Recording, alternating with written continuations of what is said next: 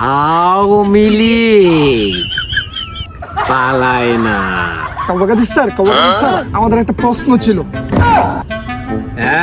এই নষ্ট সাংবাদিক, মুখ সামলে কথা বল।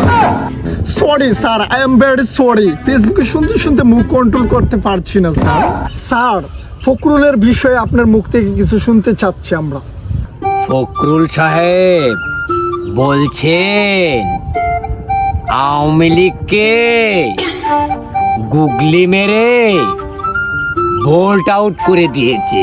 ফখরুল সাহেবের উদ্দেশ্যে এটা বলতে চাই যে আপনি যে গুগলি মেরে আমাদেরকে বোল্ট করতে চেয়েছেন, বলটি তো ছিল নো বল।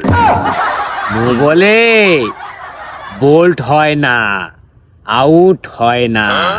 কবগাদি স্যার, একটা প্রশ্ন ছিল।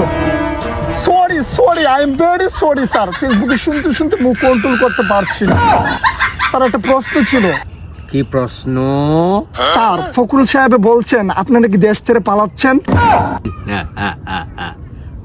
আওয়ামী লীগ পালায় না, পালাবো না। দরকার পড়লে